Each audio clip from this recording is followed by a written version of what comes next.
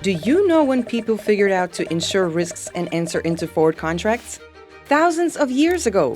Evidence of the first document dates back to the 18th century BC. Futures of King Hamurapi. The first forward contract appeared in one of the greatest capitals of the ancient world, Babylon. Goods from all over the world flocked to this rich city. Here, in the middle of the 18th century BC, appeared the Code of King Hamurapi, the first known to mankind code of laws.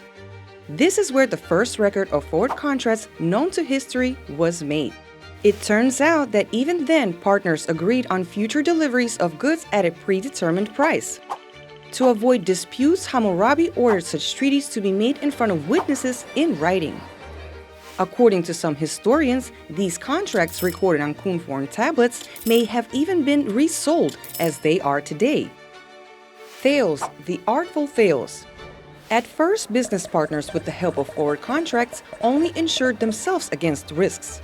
But soon the clever traders realized that it was possible to make money by predicting the market and speculating without buying and selling specific goods.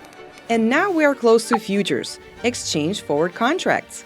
As Aristotle said in ancient Greece, contracts with commitments for the future enriched a certain Thales of Miletus. He was a poor philosopher who risked his small fortune and was able to increase it considerably. Thales made an accurate prediction of a bountiful olive crop next year and concluded a contract with the owners of the olive presses. They committed themselves to press oil only for him. The owners of the presses did not know whether they would have enough work, because the workload of the balers depended on the harvest, so they agreed to insure themselves against any downtime. While Thales benefited from the accurate prediction. Since the olive crop that year was enormous and everyone needed presses to extract oil, Thales was able to sell the contracts at a profit. Note that Thales had no presses or olive trees. He did not intend to grow crops and did not have any plans to get oil. And so it turns out that Thales is an ancient Greek trader.